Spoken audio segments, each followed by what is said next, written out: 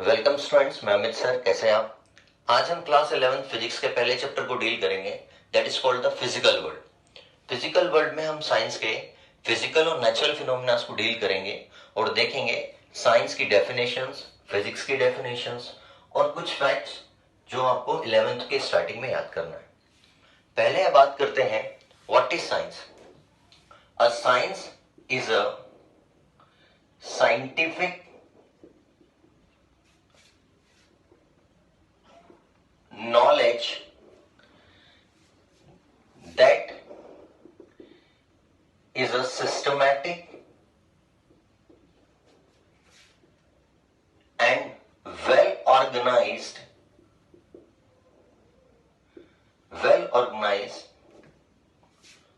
about natural phenomena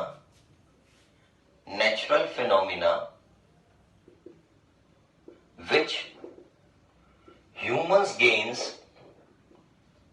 या extracts कह सकते हैं through observations, experimentations, etc. Science वो सब कुछ हो सकता है जो साइंटिफिक नॉलेज को बताए, वो एक सिस्टमैटिक तरीका होगा, ऑर्गेनाइज होगा और सारे नेचुरल चीज जो हम धरती पे देख रहे हैं, महसूस कर रहे हैं, वो सारी नेचुरल फिनोमेना को भी डील करेगा। साथ साथ जिसके जरिए ह्यूमंस उस नॉलेज को एक्सट्रैक्ट कर सकते हैं, गेन्स कर सकते हैं, एक्सपेरिमेंटेशन थ्रू, ऑब्जर्वेशन थ्रू और बहुत सारे तरीके। बट अगर हम बात करें फिजिक्स की, तो फिजिक्स एक सब्जेक्ट नहीं है, ये साइंस का पार्ट है। It is a part of science. What is physics? Physics is a branch of science that deals with all physical and natural phenomena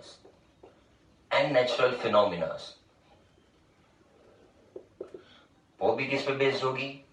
based on observation, evaluation, experimentations and conclusion। तो ये सारे physical और natural phenomena को, chapter का नाम physical world है, इसलिए physics में हम फिजिकल वर्ल्ड को भी इंक्लूड कर लेते हैं, जिसपे हम देख रहे हैं, महसूस कर रहे हैं, एक्सपेरिमेंट कर रहे हैं। सो वो सारी ब्रांच फिजिक्स के अंदर फिजिकल वर्ल्ड को भी डील करेगी। तो this is science and this is physics. अब इस चैप्टर में बहुत सारी थ्योरीज है, बहुत सारे कंसेप्ट है। हम एक एक करके बेसिक कंसेप्ट को डील करेंगे पहले, ताकि 11th के अंदर क्या क्या चीजें याद करनी है। बहुत सारे आपको साइंटिफिक फिनोमिनास मिलेंगे, ठीक है। तो मैं आपको बेसिक चीजें बता देता हूं पहले। E इज द इलेक्ट्रॉन और इसके ऊपर चार्ज होता है -1.6 इंटू 10⁻⁻19 कूलम। P प्रोटॉन और इसके ऊपर चार्ज होता है +1.6 into 10⁻⁻19 coulomb. It means proton electron का ही चार्ज कैरी करता है। बट अगर इलेक्ट्रॉन की मास की बात करी जाए तो होती है 9.1 इंटू 10⁻31 kg और प्रोटॉन के मास की बात करी जाए वो होती है 1.67 into 10⁻27 kg। It means proton electron से बड़ा है। एक और पार्टिकल होता है, वो होता है न्यूट्रॉन। ये आपने पढ़ा होगा। न्यूट्रॉन न्यूट्रल होता है, न्यूट्रल, नो चार्ज कैरी करता है। बट इसके ऊपर जो मास होता है वो लगभग प्रोटॉन के बराबर होता है, तो हम फिजिक्स में दोनों को लगभग सेम ही मानते हैं, ठीक है। So this are the basic जो आपको याद रखना है। फिर कुछ डिस्कवरीज है, आपको डिस्कवरीज पूछी जाए तो वो भी आपको बताना पड़ेगी। इलेक्ट्रॉन और प्रोटॉन चार्ज कैरी करते हैं, ये सबसे पहले दिया था बेंजामिन फ्रैंकलिन ने। Benjamin Franklin. बट इलेक्ट्रॉन की डिस्कवरी करी थी जे थॉमसन ने। प्रोटॉन की करी थी ई गोल्डस्टीन ने, ठीक है, और न्यूट्रॉन की करी थी जेम्स चैडविक ने। तो ये छोटी सी चीज याद करना है आपको, साइंटिफिक नेम। फिर आपको अगर पूछा जाए फर्स्ट फिजिक्स में नोबेल पुरस्कार किसको मिला है, सो सीवी रमन साहब याद कर लो आप, ठीक है ना, और जेसी बोस याद कर लो। ये दो नाम तो आपको फिजिक्स में नोबेल पुरस्कार के तौर पे याद करना पड़ेंगे, एग्जाम में आते हैं। सो बेसिक था फिजिकल वर्ल्ड, बहुत सारी डिस्कवरीज है, ये आप जनरल नॉलेज के तौर पे याद कर सकते हैं। बट फिजिक्स का पार्ट क्या है, फिजिक्स का पार्ट अब आप आगे देखेंगे। फिजिक्स में दो इंपॉर्टेंट चीज है, that's called four fundamental forces of nature. प्रकृति ने चार मूलभूत फोर्स दिए हैं, four fundamental forces of nature. So ये important, four fundamental forces of, किसकी बात कर रहे हैं हम, नेचर की, प्रकृति में। पहला है gravitational force, gravitational force, gravity class 9th में पढ़ा था, that's called Newton's law of gravitation force. So it is propounded by the Newton, so इसको बोलते हैं Newton's law of gravitation force. ये हमेशा दो मास बॉडीज के बीच में रहेगा, जहां भी मास आएगा ये फोर्स एग्जर्ट होगा, ये भी इस पे फोर्स लगाएगा, ये भी, इनके सेंटर्स दूरी आ रहे हैं। तो न्यूटन का यह मानना था कि इन दोनों में लगने वाला फोर्स इसके मास के प्रोडक्ट के डायरेक्टली प्रोपोर्शनल होता है। तो force is directly proportional to the product of two masses. और दूसरा इसका चीज कहना था, the force is inversely proportional to the square of distance between the masses. जितनी दूरी बढ़ जाएगी मासेस की, इनके बीच में लगने वाला that force, that gravitational force weak होता जाएगा। तो दोनों को मर्ज कर लिया, so F is directly proportional to m1 m2 upon R square. जब प्रोपोर्शनल साइन हटाएंगे, that constant is called g, constant आ जाएगा g, ये 9th में पढ़ चुके हो। और g is the gravitational constant, gravitational constant, इसकी वैल्यू थी 6.67 इंटू 10⁻⁻11, और यूनिट मास से याद कर लो, newton metre square kilogram to the power -2। ये पूरा चैप्टर है आपको इस first part of physics class 11th gravitation, वहां और डील करेंगे इसको। सो ग्रेविटेशनल फोर्स याद रखना यूनिवर्सल फोर्स होता है, यूनिवर्सल फोर्स, पूरे ब्रह्मांड में यही फोर्स है, सारे प्लैनेट्स के बीच में एग्जिस्ट करता है। सो ये वाइड रेंज फोर्स है, वाइड रेंज फोर्स है, बहुत दूर विस्तार में लगने वाला, और इसको किसने दिया था, न्यूटन ने।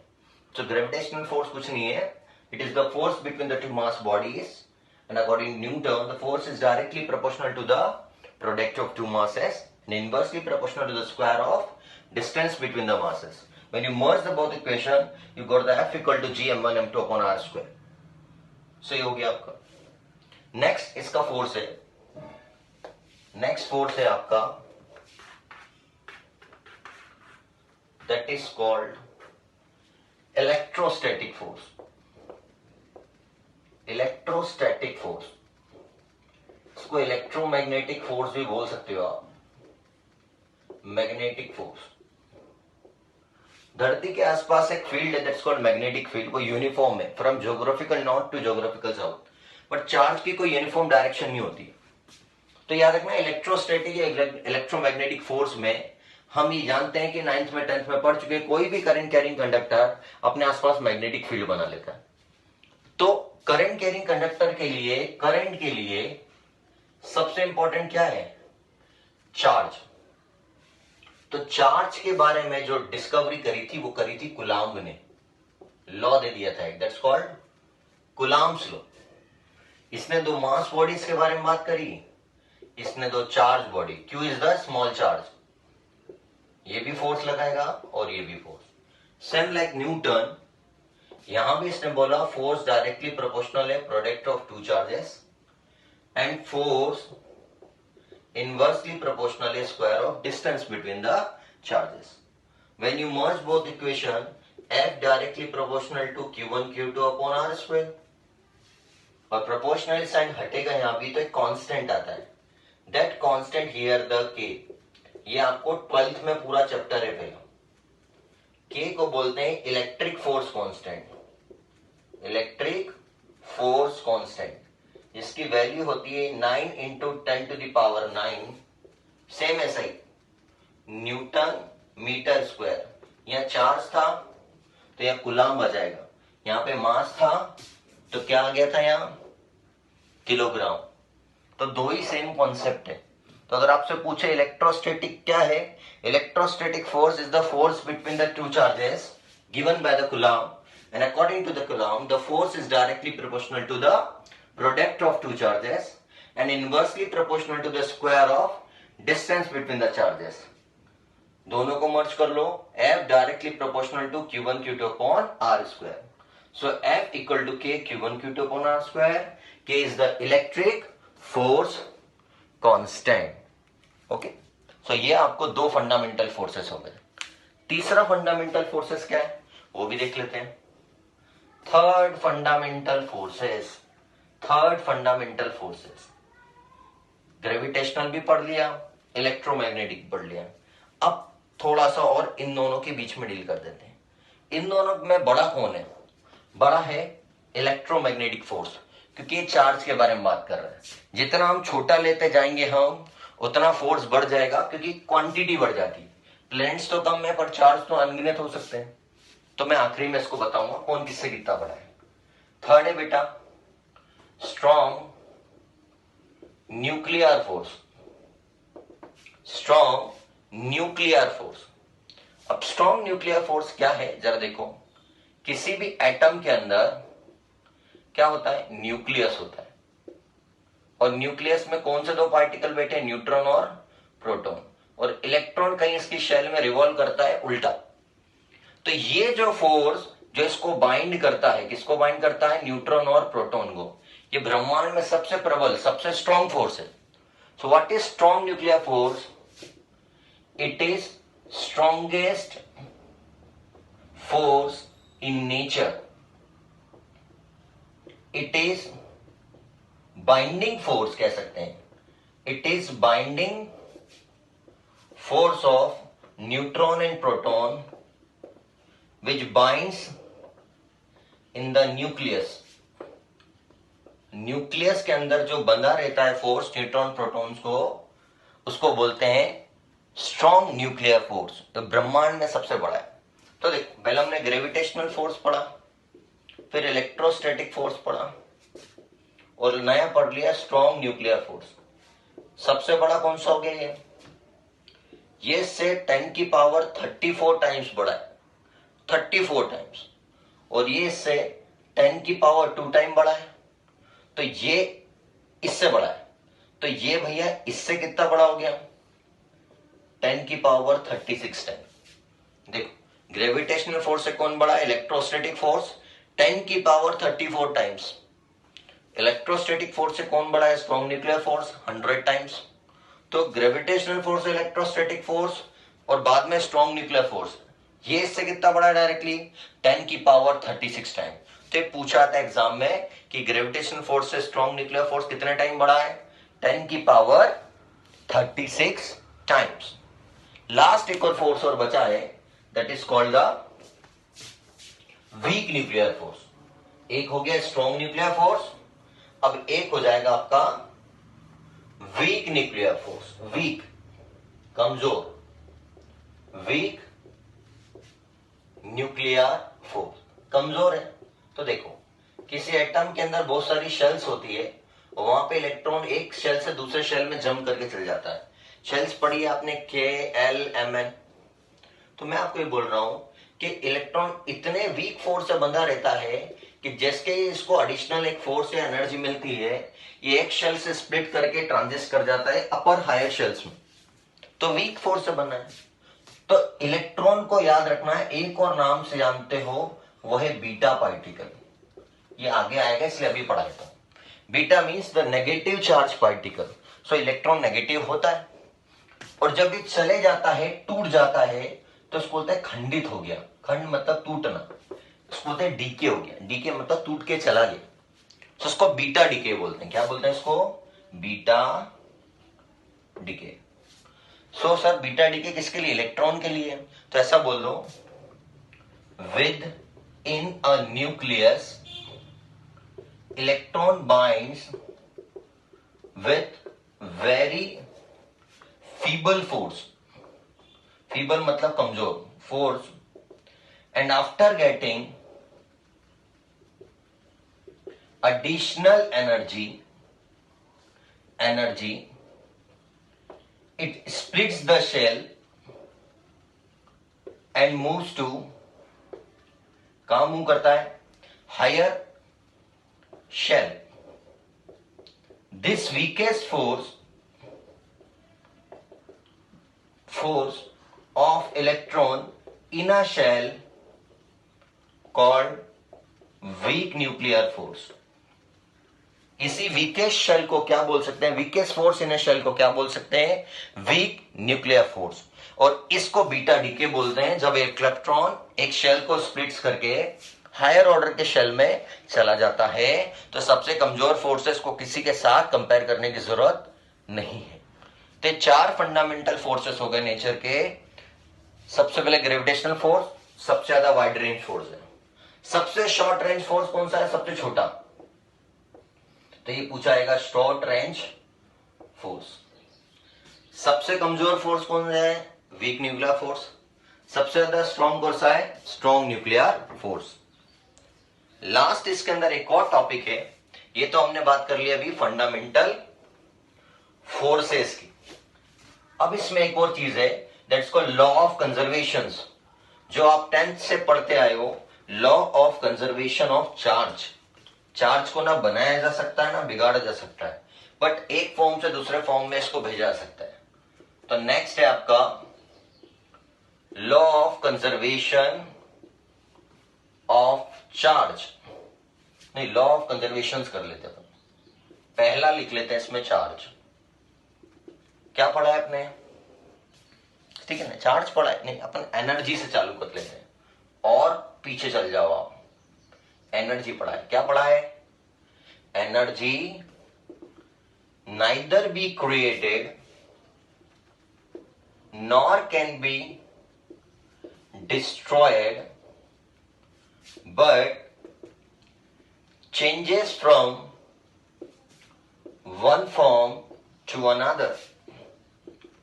एक फॉर्म से दूसरे फॉर्म बदल जाएगी। एग्जांपल दे दो, काइनेटिक एनर्जी बदल गई पोटेंशियल एनर्जी में। यह आपने बहुत अच्छे से पढ़ा है 9th के अंदर कि मोशन की एनर्जी, काइनेटिक एनर्जी जब वो रेस्ट में आती है काइम बदल जाती है पोटेंशियल एनर्जी में।